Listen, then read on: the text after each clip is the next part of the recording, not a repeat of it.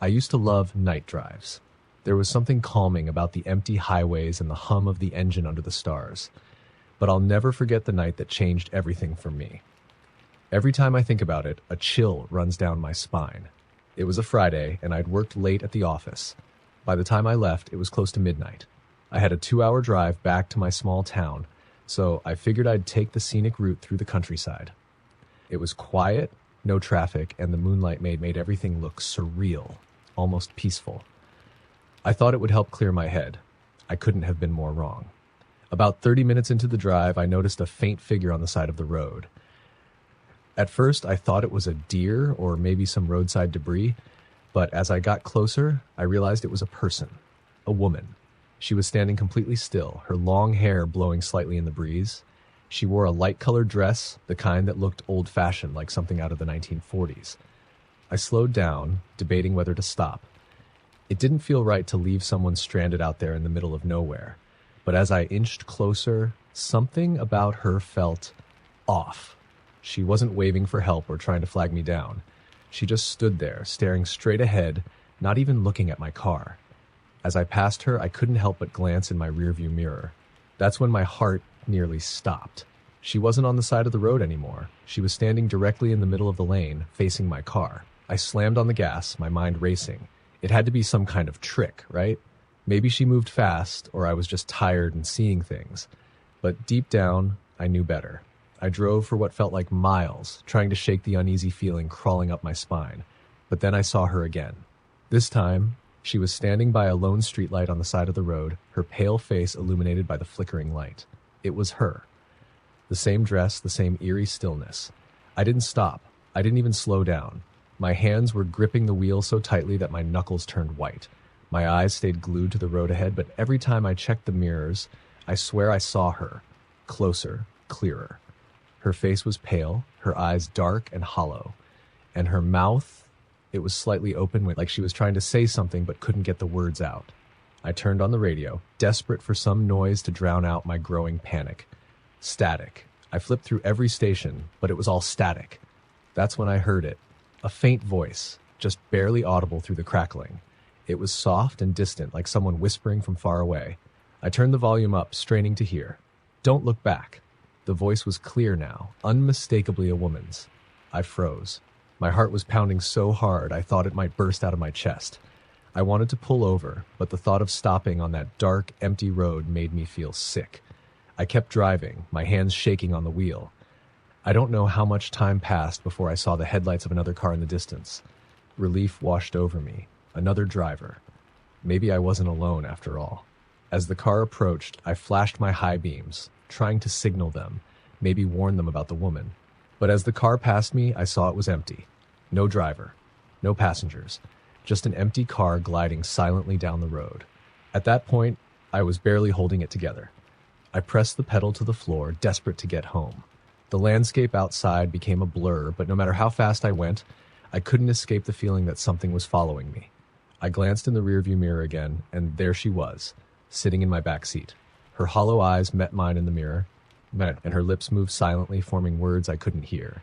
I swerved, nearly losing control of the car, and when I looked back again, she was gone. But the smell lingered, a faint, sickly sweet scent like decaying flowers. I was shaking so badly I could barely steer. Up ahead, I saw a gas station. Its neon sign flickered, but it was a beacon of hope in the darkness. I pulled into the lot, parking under the harsh, fluorescent lights. The station was empty, but the lights and the promise of human contact gave me the courage to step out of the car. I stumbled inside, the bell above the door jingling loudly. The clerk, a middle-aged man with tired eyes, looked up from his magazine. I must have looked like hell because his expression immediately turned to concern. "You okay, buddy?" he asked. I tried to explain what had happened, but the words came out jumbled and frantic. He stared at me for a moment, then nodded slowly, like he'd heard it all before. "You saw her, didn't you?" he said quietly. I stopped. "What do you mean?" "The woman on the road," he said, his voice barely above a whisper. "She's been around here for years. Some folks say she was killed in a car accident back in the 40s. Others say she was left out there, murdered. Either way, she doesn't leave people alone once they see her." I felt like the ground had been pulled out from under me. What am I supposed to do? He shook his head, looking genuinely sorry. Keep driving. Don't stop. Don't let her in. His eyes flicked to the window and his face paled. But it might be too late for that. I turned and my stomach dropped. She was there, standing outside the station, her face pressed against the glass. Her hollow eyes stared straight at me and her lips curled into a smile that didn't reach her eyes. I don't remember leaving the station. The next thing I knew, I was back in my car, speeding down the highway. The lights of my town finally came into view, and for the first time that night, I felt a glimmer of hope. When I pulled into my driveway, I didn't bother grabbing my things. I bolted inside, locking the doors behind me. I didn't sleep that night. Every time I closed my eyes, I saw her face. Her hollow eyes, that twisted smile. It's been months since that night, and I still don't take night drives anymore. But sometimes, late at night, I think I see her. In the corner of my eye, reflected in a window, or standing under a streetlight. Just watching, waiting. Story number 2. I've always hated driving alone at night, but sometimes life doesn't give you much of a choice. It was a Thursday evening, and I had just wrapped up visiting my mom, who lived a couple of hours away in a rural part of the state. By the time I left, it was almost midnight. The highway stretched out in front of me like a black ribbon, cutting through dense forests on either side. I thought I'd be fine as long as I kept the music going and the windows cracked for fresh air. But about an hour into the drive, my sense of ease started to slip away. The first thing I noticed was how quiet everything became. The music on the radio started fading in and out as if I were losing signal, even though I had full bars earlier. The static grew louder until I couldn't take it anymore. I turned it off, and immediately, the silence inside the car felt suffocating. Then there were the headlights. I hadn't passed another car in what felt like ages. But suddenly, a pair of headlights appeared in the distance behind me. They grew closer fast, almost too fast. I gripped the wheel tightly, expecting the car to speed past me. Instead, it slowed down and stayed right behind me, its high beams flooding my rearview mirror. At first, I thought maybe it was just some jerk tailgating me, but then something strange happened. The headlights disappeared. I glanced back, confused. The road was empty. No car, no lights, nothing. I even rolled down my window and craned my neck to see if the car had turned off somewhere. But there were no side roads, just trees and darkness. The uneasy feeling in my chest turned into full-blown panic. I pressed harder on the gas, desperate to put more distance between me and whatever was or wasn't behind me. I don't know how long I drove like that, but eventually I saw a figure on the side of the road. A man, maybe in his 50s, wearing a plaid shirt and jeans, his thumb out for a ride. Normally, I'd never consider stopping for a hitchhiker, but something about the man's posture caught my attention. He wasn't facing the road. He was standing with his back to me, his thumb sticking out at an awkward angle, like he wasn't even trying to signal anyone. I didn't slow down. As I passed him, my headlights illuminated his face for just a split second, and I felt my stomach drop. His head was turned completely around, facing my car, even though his body stayed rigidly forward. His face was pale, his eyes unblinking, and his lips stretched into a grotesque smile that didn't look human. I didn't dare look back. But a few minutes later, I noticed something out of the corner of my eye. A shadow flickered in the passenger seat. My breath caught in my throat as I turned my head, praying I was imagining things. I wasn't. He was sitting there, the hitchhiker, his head still twisted at that unnatural angle, smiling at me. I screamed and swerved, almost running off the road. When I looked again, the seat was empty, but I could still feel the weight of his gaze, like he was watching me from somewhere just out of sight. I didn't stop driving until I reached the next gas station, a small, run-down place with a single flickering light above the pumps.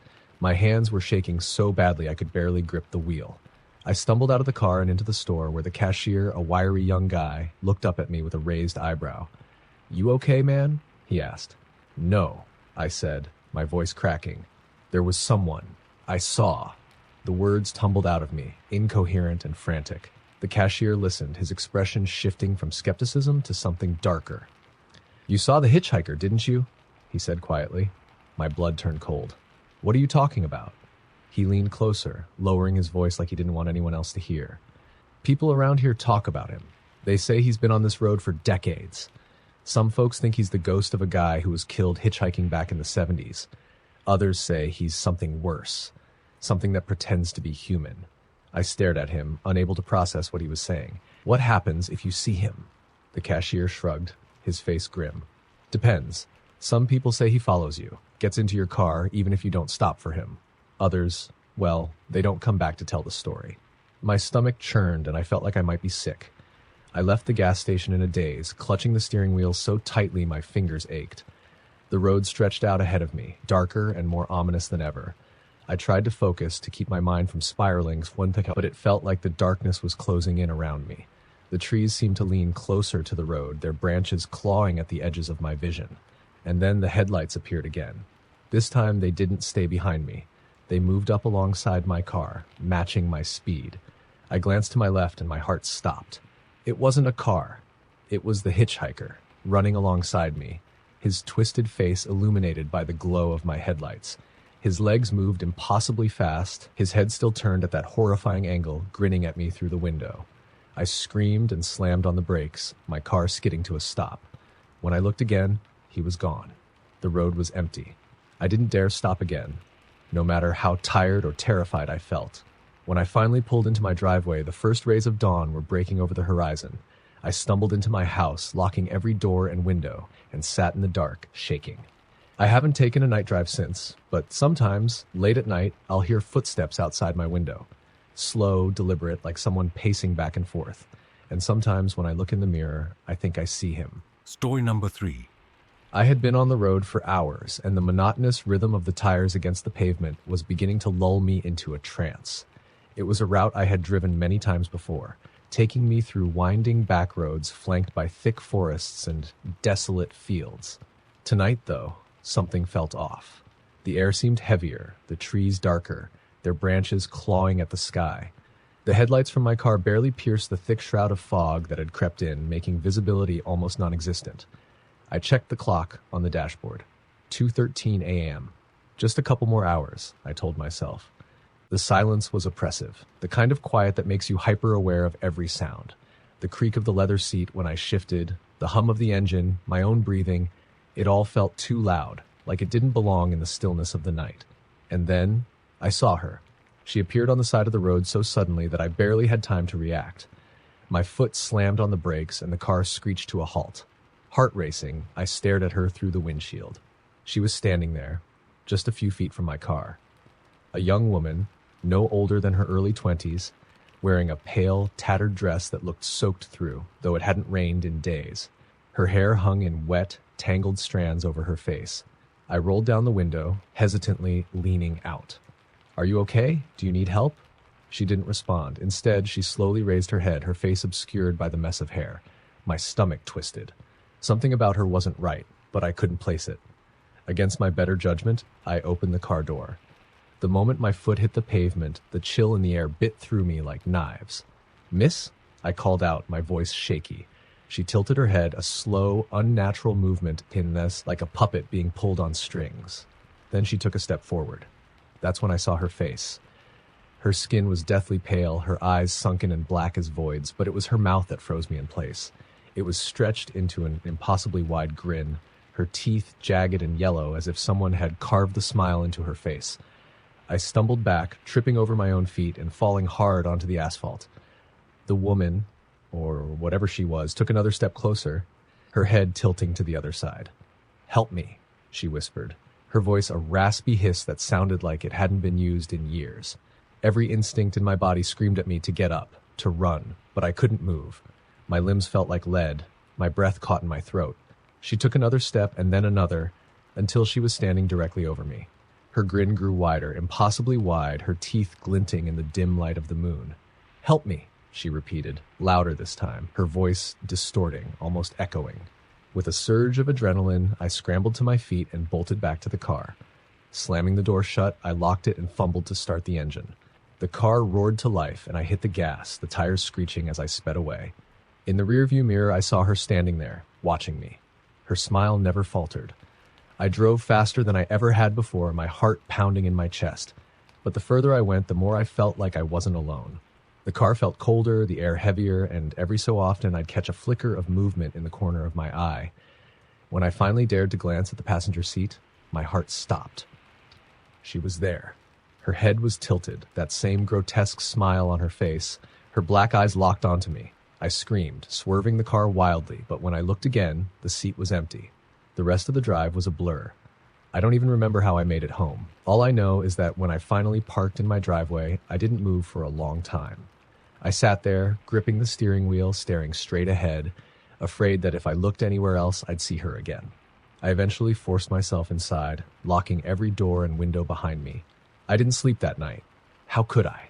Every time I closed my eyes, I saw her face. That horrible smile burned into my mind.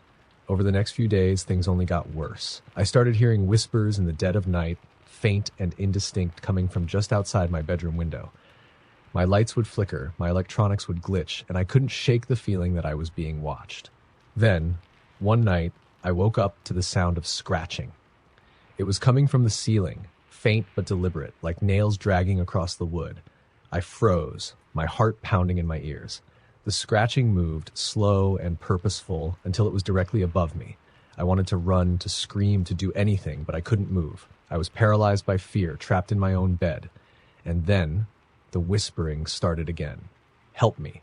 It was faint, almost drowned out by the sound of my own breathing, but it was there. The same voice, the same rasp. Suddenly, the scratching stopped, and the whispering grew louder, closer. Help me, it said, right next to my ear. I bolted upright, my heart racing, and turned on the bedside lamp. The room was empty, but I could still feel her presence, like a weight pressing down on my chest. That was the last straw. I packed a bag and left that night, not caring where I was going, as long as it was far away. But no matter where I go, I can't escape her. Sometimes when I'm driving at night, I'll see her on the side of the road, her twisted smile waiting for me. Other times, I'll hear her voice in the dead of night, whispering from the shadows. And every time I see her, she gets a little closer. Story number 4. I've always loved driving at night. The quiet roads, the soft hum of the engine, and the isolation, it's a strange kind of comfort. But after what happened last summer, I avoid it whenever I can. That night, I was heading back home after visiting my parents in the next state over. It was late, well past midnight, and the stretch of highway I was on was one of those desolate routes you only take if you're in a hurry or too stubborn to follow the GPS. I fell into the latter category. The first hour was uneventful. The road was empty, the stars were out, and the occasional wildlife darted across the asphalt, illuminated briefly by my headlights. Then, around 1:45 a.m., I noticed a car behind me. It came out of nowhere. 1 second, my rearview mirror reflected nothing but the black void of night. The next, there were headlights, impossibly close, like the driver had been following me in the dark with their lights off. I slowed down slightly, hoping they'd pass, but they didn't. Instead, the car matched my speed, its headlights glaring into my mirror. Uneasy, I sped up. So did they. The car stayed on my bumper, unrelenting for what felt like miles. I tried everything, changing lanes, slowing to a crawl, like speeding up, but they wouldn't budge. The tension in my chest grew with every second, my knuckles white as I gripped the wheel. Then, just as suddenly as they had appeared, the headlights disappeared. One moment, they were blindingly bright in my mirror. The next, they were gone, as if the car had vanished into thin air. I glanced around, confused. The road was straight and flat. There was nowhere they could have gone. No exits, no turnoffs, just endless highway. Shaking it off as some strange prank, I kept driving, though my nerves were frayed. That's when I saw her. She was standing on the side of the road, barely visible in the glow of my high beams. A young woman dressed in what looked like a tattered white dress. Her hair hung limp around her face, and she didn't move as I approached. I slowed down, my heart racing. As much as my instincts screamed at me to keep driving, I couldn't just leave her there. What if she was hurt or stranded? Rolling down my window slightly, I called out as I pulled alongside her. "Hey, are you okay? Do you need a ride?" She didn't answer. Her head tilted slowly, her face obscured by her hair. The closer I looked, the more wrong she seemed. Her skin was unnaturally pale, almost translucent, and her hands hung limply at her sides, unmoving. A chill ran down my spine, but before I could say anything else, she turned her head toward me. Her eyes, black, endless pits, locked onto mine. I froze, unable to move, unable to look away. Her lips parted, and she whispered something I couldn't hear over the hum of the engine. Then, without warning, she lunged at the car. I slammed on the gas, the tires screeching as I sped away. In the rearview mirror, I saw her standing there, her head tilted at an unnatural angle, watching me go. I didn't stop again. My heart was pounding so hard I thought it might burst, and every shadow on the road seemed to come alive. shifting and moving just beyond the reach of my headlights. But the nightmare wasn't over. About 20 minutes later, I saw something in the distance. At first, I thought it was just a trick of the fog, but as I got closer, my stomach dropped. It was her, the same woman, standing in the middle of the road. Her black eyes glinted in the light, and that same eerie tilt of her head sent a wave of nausea through me. I swerved to avoid her, barely keeping the car on the road. When I looked back, she was gone. I told myself it was just exhaustion, that my mind was playing tricks on me. But deep down, I knew better. The next time I saw her, she was closer. This time she was on the side of the road again, but she wasn't standing still. She was walking, her steps jerky and unnatural, like a marionette controlled by invisible strings. I didn't stop. I didn't even slow down. But as I passed, I swear I felt her eyes on me, boring into my skull. By the time I reached the small gas station on the outskirts of town, I was a wreck. I pulled in, parked under the harsh fluorescent lights, and stumbled out of the car, desperate for a moment of normalcy. The cashier, an older man with a weathered face, looked up as I entered. "You look like you've seen a ghost," he said with a chuckle. I hesitated, then blurted out everything. The car, the woman, her eyes, it all came spilling out in a rush. His face darkened. "You're not the first to see her," he said quietly. My blood ran cold. "She's been haunting this stretch of road for decades," he continued. "Some say she was a hitchhiker who died in a hit and run. Others think she's something worse, something that's never been human." I didn't know what to say, but before I could respond, he added, "Whatever you do, don't stop for her again. Once she's marked you, she doesn't let go." I left the gas station feeling more shaken than ever. The rest of the drive was a blur, my mind racing with the cashier's words. When I finally made it home, I locked every door and window and didn't sleep for days. But it didn't matter, she's still with me. Sometimes when I'm driving alone at night, I see her in the distance, waiting for me. And every time, she gets a little closer. Story number 5. I used to think nighttime drives were peaceful. The empty roads and quiet hours had a calming effect on me, a reprieve from the chaos of life. That was until one night changed everything. It started innocently enough. I was driving back from a late dinner with an old friend in a town about 3 hours away from home. The route was a mix of highways and back roads, but as the clock ticked past midnight, I found myself on one of those lonely rural stretches where the nearest sign of civilization was miles away. The darkness was overwhelming. My headlights barely pierced the thick shroud, and the only sound was the steady hum of my tires on the asphalt. About halfway through the drive, I spotted something in the distance, a figure standing on the side of the road. As I got closer, I realized it was a man, waving his arms frantically. My first instinct was to slow down. Maybe his car had broken down or he needed help. But as I approached, a nagging feeling of unease crept in. Something about him wasn't right. His clothes were torn and dirty, and his movements were erratic, almost desperate. Still, I pulled over, keeping my engine running and the doors locked. I rolled down the passenger side window just enough to talk. "Hey, are you okay?" I called out. The man leaned down, his face partially illuminated by the glow of my dashboard. His eyes were wild, darting around like he was being hunted. "You have to get out of here," he said, his voice trembling. "What do you mean?" I asked, confused. He glanced over his shoulder, into the darkness behind him. "They're coming.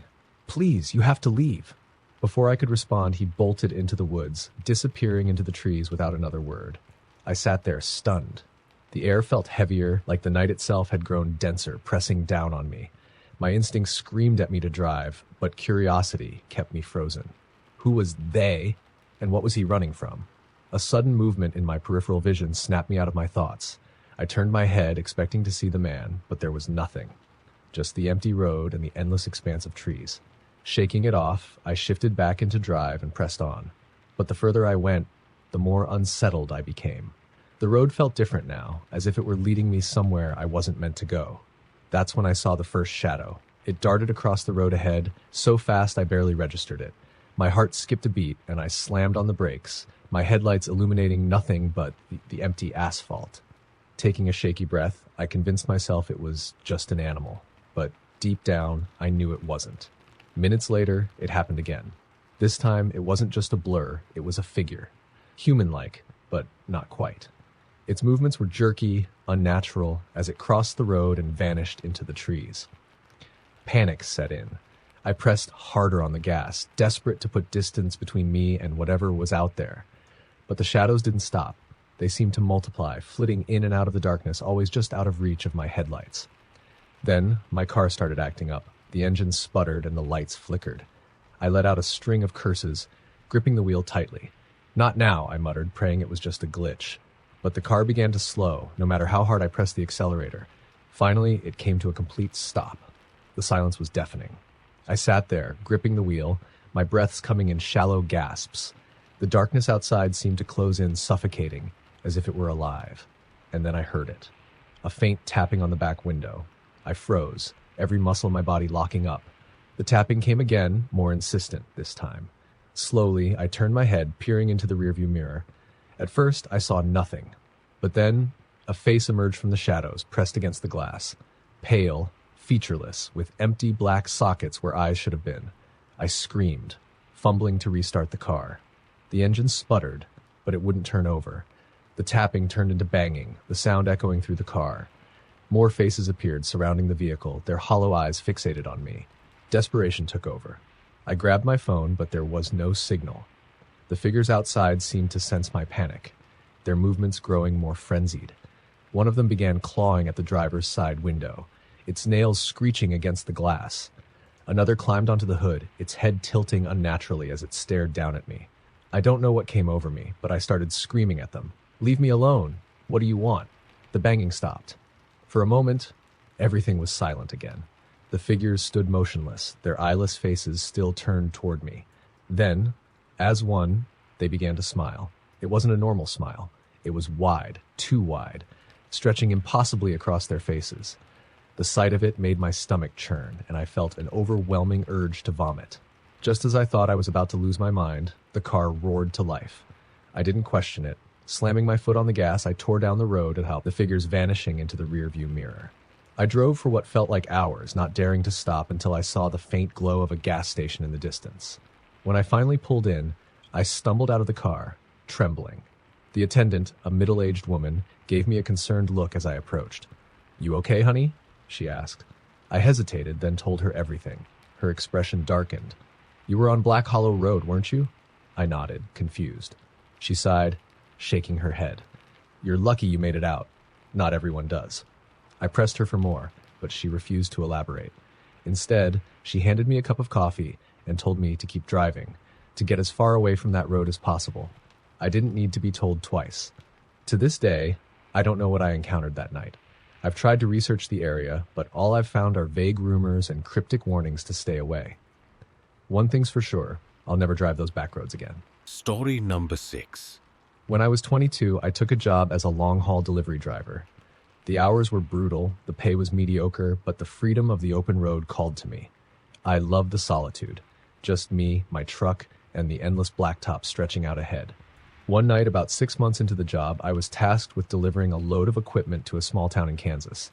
The route was straightforward, but as the evening progressed, I found myself veering onto an unfamiliar detour. My GPS lost signal miles back, and the handwritten directions I'd been given didn't account for road closures. I wasn't too concerned at first. Rural roads were part of the job, and I figured as long as I kept moving, I'd find my way back to the main highway. But the farther I went, the darker and more desolate the road became. The asphalt gave way to gravel, and the trees lining the road seemed to close in, their gnarled branches clawing at the sky. It wasn't long before I saw the first sign of trouble. In the faint glow of my high beams, a figure appeared, standing motionless in the middle of the road. I slammed on the brakes, my tires skidding across the loose gravel. My heart pounded as I stared at the figure. It was a woman, barefoot and wearing a tattered white dress. Her long, dark hair obscured her face, and she stood completely still, as if waiting for me to make the first move. I rolled down my window cautiously, my voice trembling. "Are you okay? Do you need help?" She didn't respond. "Miss?" I called out again. Still nothing. Something about her sent chills crawling down my spine. Her posture was unnatural, rigid, as though she wasn't fully in control of her body. I didn't know what to do. Every instinct screamed at me to drive away, but a nagging sense of guilt held me in place. Finally, she moved. Her head tilted slowly, like she was trying to listen to something far away. Then, with a suddenness that made my stomach drop, she bolted into the woods, her bare feet making no sound on the gravel.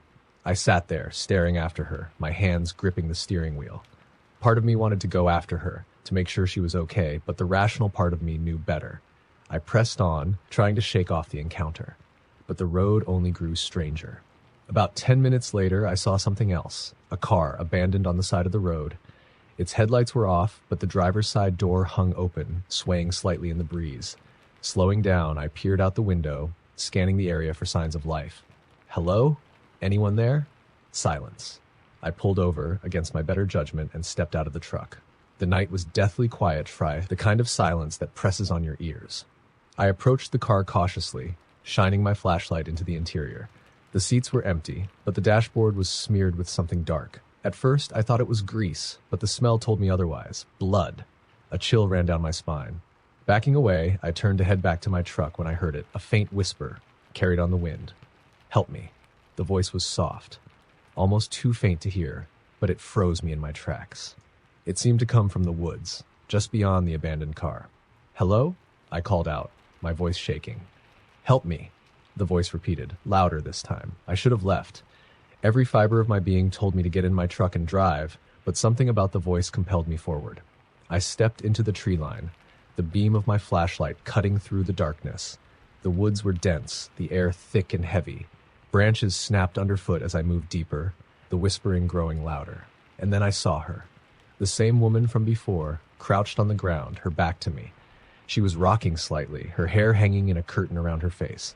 Miss? I said, keeping my distance. Are you hurt? Do you need help? Her rocking stopped. Slowly she turned her head and my breath caught in my throat. Her face wasn't right. Her eyes were too large, too dark, and her mouth was twisted into a grotesque grin, as though her lips had been carved into a permanent smile. Blood trickled from the corners of her mouth, staining the white fabric of her dress. Help me, she said again, her voice distorted, almost inhuman. I stumbled back, my heart pounding. She stood, her movements jerky and unnatural, like a marionette being controlled by invisible strings. Stay back, I shouted, but she kept advancing, her grin widening. Panicked, I turned and ran, crashing through the underbrush toward the faint glow of my truck's headlights. The whispering followed me, growing louder, more insistent. Help me, help me, help me. I reached the edge of the woods and scrambled into the cab of my truck, slamming the door shut and locking it. My hands fumbled with the keys and the engine roared to life. As I peeled out onto the gravel, I glanced in the rearview mirror. She was standing at the tree line, watching me. Her head tilted, that awful grin still plastered across her face. I didn't stop driving until I reached the next town, where I found a 24-hour diner and parked under the safety of its neon lights. I stayed there until sunrise, too shaken to continue. The next day, I reported the abandoned car to the local authorities. They assured me they'd send someone to investigate, but I could tell by the look on the officer's face that he didn't believe me. I never found out what happened to the woman or the driver of that car, but sometimes, late at night, I hear her voice in my dreams. Soft, insistent, and chillingly familiar. Help me. Story number 7. It was supposed to be a simple drive home. I had stayed late at my best friend's house that evening, losing track of time as we shared stories and laughed over drinks. When I finally checked the clock, it was nearing 2 a.m. The drive back was long, a straight shot down a desolate stretch of highway cutting through miles of dense forest. I knew the road well, having traveled it countless times, but something about driving it that late at night always made me uneasy. The first 30 minutes were uneventful. The road was empty, the darkness outside my headlights pressing in like a suffocating blanket. I turned up the radio to drown out the eerie quiet, but the static was worse than the silence, so I shut it off entirely. That's when I saw it. A figure, standing on the shoulder of the road just ahead. At first, I thought it was an animal, a deer maybe, but as I got closer, the shape became clearer. It was a man, tall and thin, wearing what looked like an old-fashioned suit. His back was to me, but his posture was unnervingly rigid, as if he were waiting for something, or someone. I slowed down, my instincts on high alert. Who would be out here at this hour? And why was he just standing there? I considered stopping to check if he needed help, but something about him made my skin crawl. As my car crept closer, he turned his head slightly, just enough for me to catch a glimpse of his face in my headlights. His eyes. They were completely black, like two empty voids staring right through me. His expression was blank, devoid of any emotion. but the sheer unnaturalness of his gaze sent a jolt of fear through me. I hit the gas. My heart raced as I sped past him, gripping the wheel tightly. In my rearview mirror, I saw him turn to face me fully, his body unmoving as my taillights disappeared into the distance. I kept driving, trying to convince myself it was just a trick of the light or my tired mind playing tricks on me. But no matter how hard I tried to rationalize it, the memory of those eyes lingered. About 10 minutes later, I saw him again. This time, he was standing in the middle of the road. I slammed on the brakes, the tires screeching against the asphalt. My car came to a stop just a few feet from him, my headlights illuminating his eerily still figure. It wasn't possible. There was no way he could have gotten ahead of me, not on foot. I honked my horn, hoping he'd move, but he didn't budge.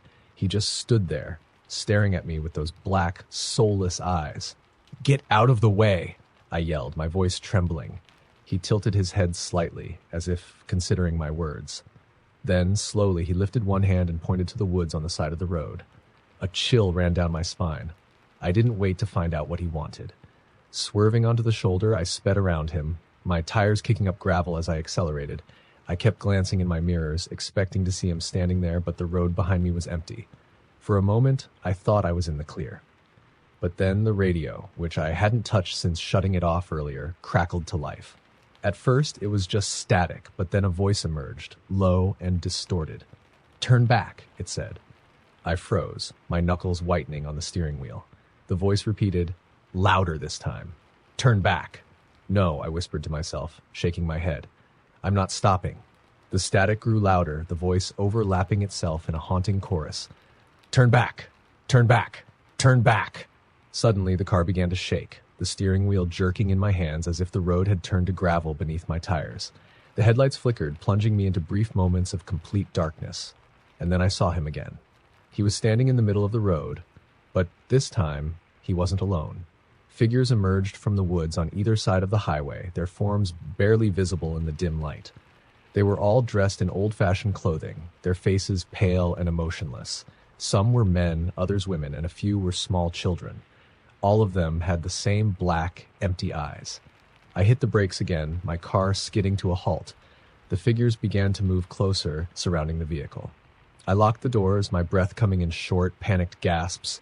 The man in the suit stepped forward, stopping just a foot from my windshield. He raised one hand and placed it on the glass, his eyes locking onto mine. For a moment, everything went silent.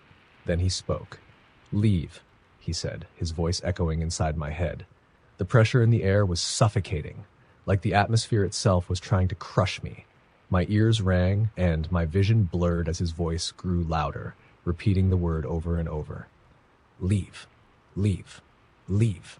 With a surge of adrenaline, I threw the car into reverse, the tires squealing as I backed away from the encroaching figures. Spinning the wheel, I turned the car around and sped back the way I came, not daring to look in the rearview mirror. I didn't stop driving until I reached the nearest gas station, its flickering fluorescent lights a welcome sight. Pulling it a lot. I parked haphazardly and stumbled out of the car, my legs trembling. The attendant inside gave me a strange look as I walked in, disheveled and pale. "You all right, buddy?" he asked. I didn't know how to answer. After composing myself, I told him about the man on the road, the figures in the woods. His expression darkened as I spoke, and when I finished, he nodded grimly.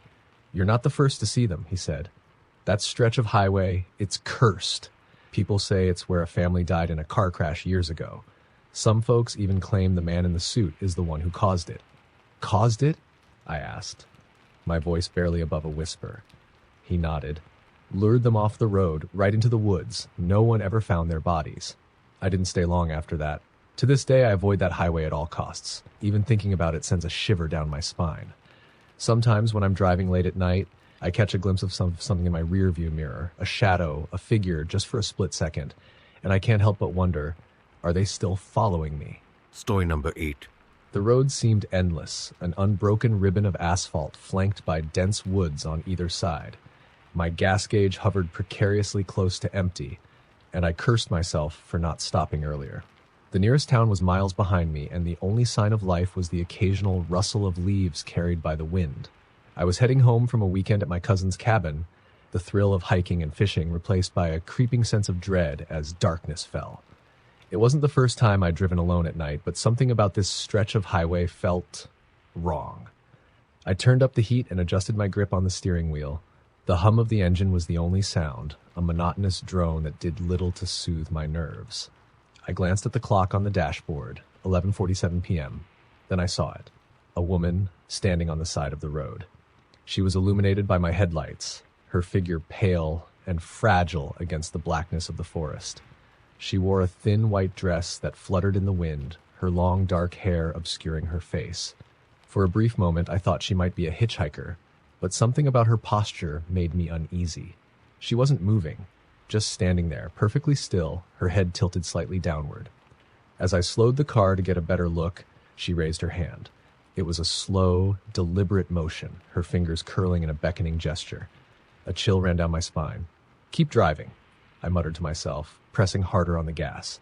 I didn't look back. Minutes passed, but my nerves didn't settle. My eyes kept darting to the rearview mirror, half expecting to see her standing in the middle of the road behind me. But there was nothing, just the red glow of my taillights fading into the distance. Then, without warning, the radio crackled to life. I hadn't touched it, and I was certain it had been off. Static filled the car, loud and jarring, before a voice broke through. Soft, almost a whisper. "Why didn't you stop?" My heart nearly stopped. I fumbled with the radio dials, trying to turn it off, but the voice continued, growing louder and more insistent. "Why didn't you stop?" The lights inside the car flickered, and the engine sputtered, as if the vehicle itself was reacting to some unseen force. "Leave me alone," I shouted, my voice shaking. The radio went silent, and for a moment the car returned to normal. But the relief was short-lived. Up ahead, in the middle of the road, was the woman. I slammed on the brakes, the tires screeching as the car skidded to a halt. My hands trembled as I gripped the steering wheel, staring at her through the windshield.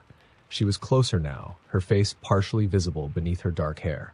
Her skin was unnaturally pale, almost translucent, and her eyes were hollow, black voids that seemed to pull the light from the world around her. She began to walk toward the car. No, I whispered, fumbling to shift into reverse. The car wouldn't move. She reached the hood, her hands pressing against the metal. I could hear the creak of her fingers sliding across the surface, leaving behind streaks of frost in their wake.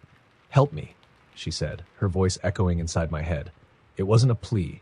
It was a command. The air in the car grew frigid, my breath visible in the dim light. I tried to look away, but her gaze held me captive, those black eyes boring into my soul. "I didn't mean to," she whispered. "I didn't mean to die." A flash of images flooded my mind, blinding headlights, the screech of tires, the sickening crunch of metal. I saw her body lying broken on the road, her dress stained with blood, her lifeless eyes staring up at the sky. I gasped, the vision fading as quickly as it had come. She was still there, her face inches from the windshield. "You left me," she said, her voice filled with venom. "You left me to die." "No," I stammered. "I didn't. I wasn't there." She tilted her head, her lips curling into a twisted smile. "But you are now." The car engine roared to life, but I wasn't the one driving. The wheel turned on its own, the tires screeching as the car veered off the road and into the woods. Branches scraped against the windows, the headlights cutting through the dense trees as the car barreled forward. "Stop!" I screamed, but it was no use. The car came to an abrupt halt in a small clearing. The engine died, and the lights flickered out, plunging me into darkness. For a moment, there was only silence. Then I heard it. The sound of footsteps crunching on the forest floor. They were slow, deliberate, growing louder with each passing second. My hands fumbled for the door handle, but it wouldn't budge. I tried the windows, the locks, anything to escape, but the car seemed to be sealed shut. The footsteps stopped just outside the driver's side door. I held my breath, my heart pounding in my chest. A hand slammed against the window, and I screamed. It was her. Her face was pressed against the glass, her eyes glowing faintly in the darkness. Her lips moved, forming words I couldn't hear. Then, as if someone had flipped a switch, the car filled with the sound of screams. Dozens of voices, crying out in agony. It was deafening, a cacophony of pain and despair that seemed to vibrate through my very bones. "Please," I begged, tears streaming down my face. "Please, just let me go." The screaming stopped, and the woman's face disappeared from the window. For a moment, there was only silence. Then, a voice whispered in my ear, so close it felt like someone was sitting right beside me. "Run." The doors unlocked, and I didn't hesitate. I threw them open and bolted into the woods, my legs carrying me blindly through the trees. The branches tore at my clothes and skin, but I didn't stop. I could hear her behind me, her footsteps soft but steady, always just a few feet away. I don't know how long I ran, but eventually I saw the faint glow of a gas station in the distance. I sprinted toward it, collapsing onto the pavement as I reached the parking lot. The attendant rushed out to help me, his face a mix of concern and confusion. "Are you all right?" he asked, helping me to my feet. I turned to look at the woods, expecting to see her standing at the edge, but there was nothing there. I told him everything, about the woman, the car, the screams. He listened quietly, his expression growing darker with each word. "You're not the first," he said finally. "People see her on that road all the time. Some say she's looking for the driver who hit her. Others think she's just looking for anyone to take her place." I never drove that road again. Sometimes, late at night, I hear her voice in my dreams, whispering the same word over and over. Story number 9. The road was dark, darker than I'd ever remembered. My headlights barely pierced the thick veil of the night, and the trees on either side of the two-lane highway loomed like silent sentinels. I was coming back from my best friend Mark's engagement party, the laughter and warmth of the evening now a distant memory. The stretch of road between his rural hometown and mine was long and empty, a forgotten passage rarely traveled after dark. The clock on my dashboard read 12:09 a.m. as I noticed the faint glimmer of movement at the edge of the road. At first, I thought it was an animal, but as I drew closer, I saw it was a man, hunched, shuffling, his figure pale in the headlights. He wore a threadbare coat, and his head was bowed as if the weight of the world rested on his shoulders. I slowed down instinctively, unsure if he needed help, but as I neared, he stopped walking and turned toward my car. His face was wrong. It wasn't the kind of wrong you can easily pinpoint, nothing grotesque or disfigured. It was the way his features seemed to shift under the light, like a painting smeared by an unseen hand. His mouth hung open as though he were screaming, but no sound reached my ears. My gut screamed at me to keep driving, so I did. I accelerated, watching him grow smaller in my rearview mirror until he vanished completely. I tried to shake the image from my mind, convincing myself he was just a drunk or someone lost. But the knot in my stomach refused to untangle. Minutes later, I saw him again. This time, he was standing directly in the middle of the road. My heart slammed against my ribs as I swerved to avoid him, my tires skidding on the asphalt. The car came to a jerky stop on the shoulder, and for a moment, everything was silent except for my ragged breathing. I looked back. He was gone. I forced myself to laugh, a weak and hollow sound in the empty car. "Get a grip, man," I muttered, gripping the steering wheel with white-knuckled hands. When I eased back onto the road, the air inside the car felt heavier, like I was driving through water instead of air. I checked the clock again. 12:09 a.m. I blinked. That couldn't be right. I'd been driving for at least 15 minutes since the first time I saw him. I tapped the clock, but the numbers remained frozen. My unease deepened as the road seemed to stretch endlessly before me. The landmarks I expected to see, a gas station, a billboard, even a sharp curve, never appeared. It was as if the highway had become a loop, a single strip of asphalt repeating itself over and over. Then my radio crackled to life. I hadn't turned it on, but the static filled the car, loud and grating. I reached out to switch it off when a voice cut through the noise. "Turn back." It was low and distorted, like it was coming from an old, warped record. I froze, my hand hovering over the dial. "Turn back," the voice repeated, more insistent this time. I slammed my palm against the radio, killing the sound, but the words echoed in my head. Up ahead, I saw something on the side of the road. My pulse quickened as my headlights revealed a car, its hazard lights blinking weakly. The hood was up, and a figure stood beside it, waving me down. Relief flooded through me. Another person, finally, proof that I wasn't alone in this nightmarish stretch of road. I slowed to a stop and rolled down my window. "Hey, do you need help?" The figure turned, and my breath caught in my throat. It was the man. The same one I'd seen walking. The same one who had stood in the middle of the road. Up close, his face was even more unsettling. His skin was pale, almost translucent, and his eyes, they weren't human. They were dark, endless voids, sucking in the light around them. Before I could react, he moved. One moment he was standing by the car, and the next he was at my window, his hands slamming against the glass. "Turn back," he screamed, his voice a guttural roar that didn't belong in this world. I didn't think. I floored the gas pedal, my tires kicking up gravel as I sped away. The rearview mirror showed his figure shrinking into the distance, but I couldn't shake the feeling that he was still with me. The road ahead was no longer familiar.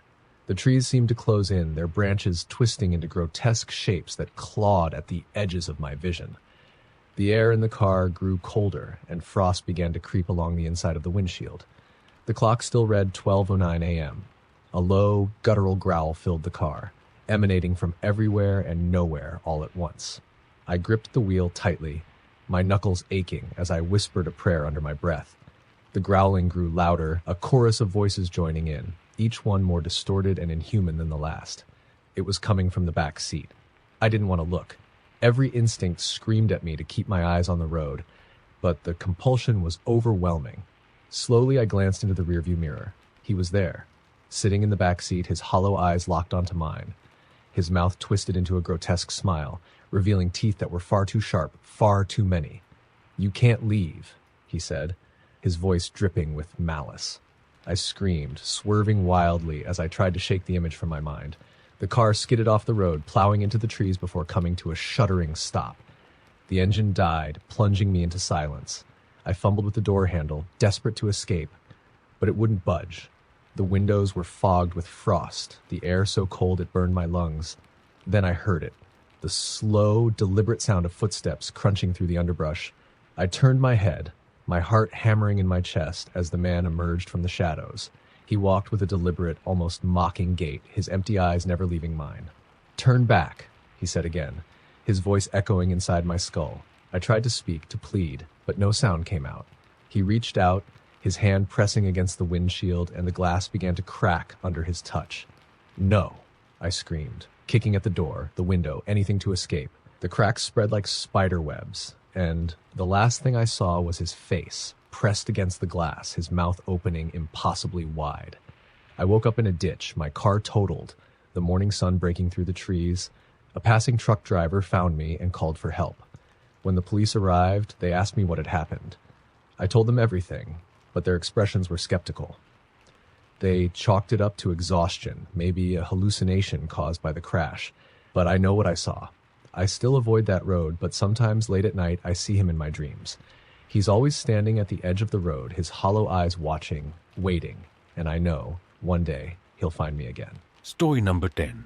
The highway stretched ahead of me, a ribbon of dark asphalt framed by towering pine trees. It was just past midnight, and I was driving home after a long weekend visiting my parents in a small town about 3 hours away. The night was clear, the moon high, but the road felt desolate, like I was the last person left alive in the world. I rolled the window down, hoping the cold air would keep me alert. My eyelids were heavy, and I debated pulling over at the next rest stop for a quick nap. But as I passed sign after sign, I realized there wasn't another stop for miles. The thought of sitting alone on the side of an empty highway wasn't appealing either, so I pushed on. About 20 minutes later, my headlights caught a figure standing on the shoulder of the road. A woman, her silhouette thin and slight, her head bowed. She wore a white dress that shimmered faintly under the moonlight. As I got closer, she raised her head, and I could see her face. It was pale, framed by long, dark hair, and her eyes were wide, almost pleading. She stepped closer to the road and waved her arms, signaling for help. I slowed down, my heart thudding in my chest. Picking up hitchhikers was something I'd always avoided, but something about her felt different.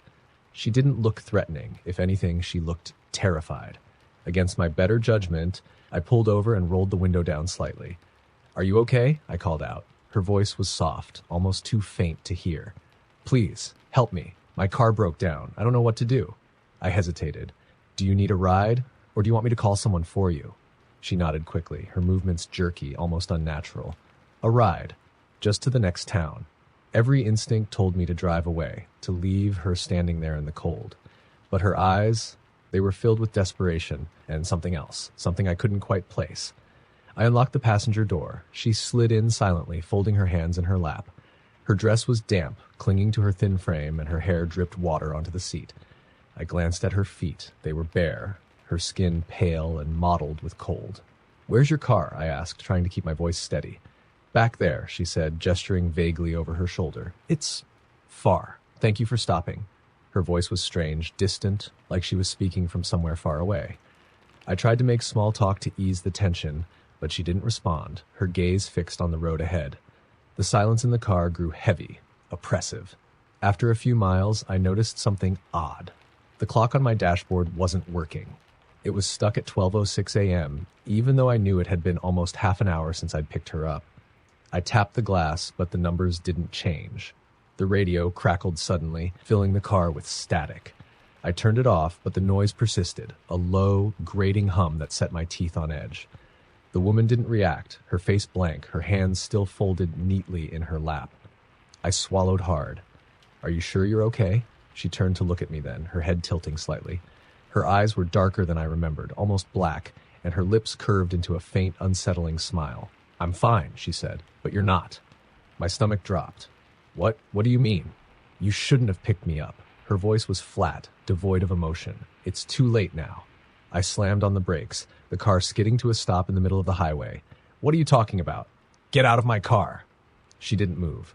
Instead, she leaned closer, her face inches from mine. Her breath was icy, her eyes unblinking. "They always pick me up," she whispered, "and they never make it home." Panic surged through me, and I fumbled with my seatbelt, desperate to escape. But before I could move, she was gone. One moment she was there, and the next, the passenger seat was empty. The air in the car was freezing, my breath visible in the dim light. I turned the ignition, but the engine sputtered and died. The headlights flickered, casting eerie shadows across the trees. I sat there, paralyzed, the silence pressing in on me. Then I heard it, a faint tapping on the driver's side window. I turned slowly, my heart pounding in my chest. She was there, her face pressed against the glass, her lips curling into a wide, unnatural grin. Her eyes were pitch black now, reflecting no light. "Let me back in," she said, her voice muffled but clear.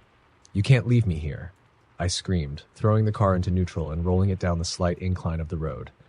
The tapping grew louder, more insistent, as if she was pounding on the window with her fists. Suddenly, the car lurched forward as the engine roared to life. I didn't question it. I floored the gas pedal, the tires screeching as I sped down the highway. I glanced in the rearview mirror, expecting to see her chasing after me, but the road behind me was empty. For the next hour, I didn't slow down. The clock on the dashboard remained frozen, and the radio continued to hum with static. When I finally reached the lights of a gas station, I pulled over and stumbled out of the car, shaking. The attendant looked up as I entered, his brow furrowing. "You okay, buddy? You look like you've seen a ghost." I forced a laugh, but it sounded hollow even to me. "Just a rough night." I filled up the tank and bought a coffee, trying to calm my nerves. As I was leaving, the attendant called out to me. "Hey, you weren't driving down Old Pine Highway, were you?" I stopped in my tracks. "Yeah, why?" He shook his head, his expression grim. "You should avoid that road at night. A lot of strange things happen out there. People talk about a woman who flags down cars, says she needs help, but, well, let's just say you're lucky to be standing here." A cold shiver ran down my spine. I didn't ask any more questions. I just got back in my car and drove, sticking to the main roads even though it added an extra hour to my trip. When I finally got home, the first rays of sunlight breaking over the horizon, I parked in the driveway and sat there for a long time. My hands were still trembling, and every time I closed my eyes, I saw her face. I don't take night drives anymore.